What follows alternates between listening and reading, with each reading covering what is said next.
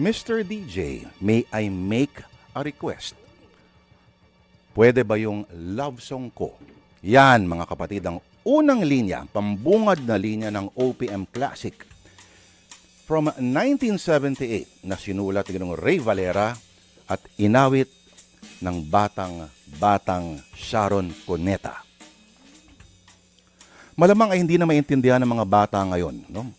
Mga bata mula sa kasalukuyang henerasyon ng diwa at ang mga detalye ng kantang ito. Tulad ng hindi rin nila mauunawaan yung kanta ni Ding Dong Abansado tungkol sa teleponong gumagana sa 325. Pero once upon a time, bago ang telebisyon, pelikula, social media, radyo ang pangunahing plataporma sa media.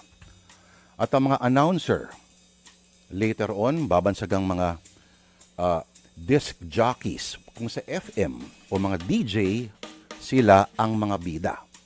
Ang mga tunay na superstar. Bago pa maimbento ang mga influencers, no? O mga, ano ba ibang term sa kanila, no? Mga SOCMED superstars. Bago pa maimbento ang mga gadget, yung mga camera na magpapakita sa tunay na pagmumukha nila. Buong araw, once upon a time, ang mga boses lamang nila ang ating kasama. At sa ating imahinasyon, ay may mga nabubuong larawan po nila. May mga biro nga na better seen than heard sila. Mga gwapo nga sa tenga. Pero pag nakita mo na, Erwin Ocaña, yan! At para magawa mo yan, kailangan mo pang puntahan sa himpilan.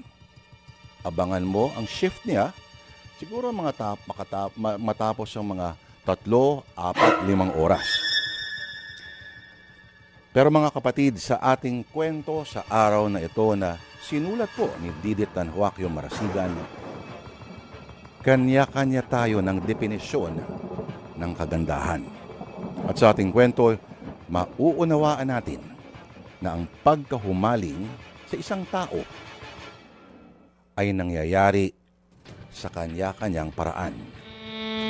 Ngayong Biyernes ng Kakatakutan, mga kapatid at kababalaghan, babalik tayo sa isang panahon na may isang bida, may isang nagsasabi na mahal kita. At inaakala naman ng nakikinig na yun ay totoong para sa kanya. Mga kapatid, dito po sa Sana Lourdes, sa oras po na 10:06, atin na pong simulan ang dulang pinamagatang Mr. DJ.